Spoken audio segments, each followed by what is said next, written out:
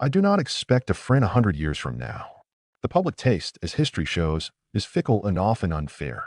Even in the most celebrated eras of human achievement, Athens in the time of Pericles, Florence during the Renaissance, audiences fell short of the ideal. If those generations, with all their brilliance, struggled to discern the exceptional, why should I hope for better judgment from the future? 100 years from now, I'm certain the public will still fail to distinguish a grain of gold from mounds of sand.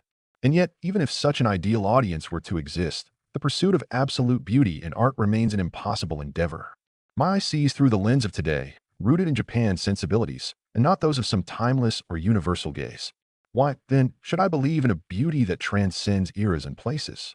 Dante's Inferno may terrify an Eastern child, but 6 centuries of mist lie between his medieval fire and our modern Japan. I am, after all, an ordinary writer. Even if future readers were fair and beauty truly universal, I cannot imagine my works becoming timeless classics. The thought is absurd. I know my limitations. Sometimes I picture the future.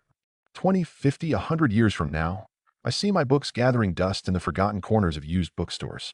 Perhaps, even worse, a lone surviving copy, brittle and faded, might sit unread in the closed stacks of a library, its words lost to time.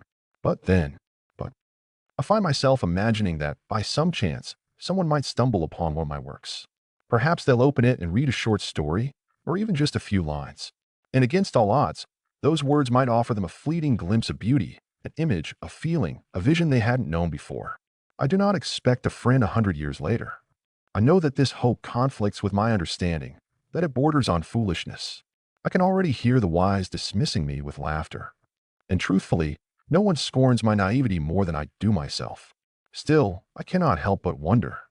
I cannot help but dream of that solitary reader who, after a century of silence, might take my work into their hands. In their mind, I hope my imagery might flicker faintly, like the echo of a long-forgotten voice. Sneering at my foolishness, I pity myself, but I also sympathize. For is this not the common weakness of all who create? To long for connection across the vast and indifferent gulf of time, even as we know better? And so I write, not for the certainty of a friend 100 years later, but for the faintest possibility.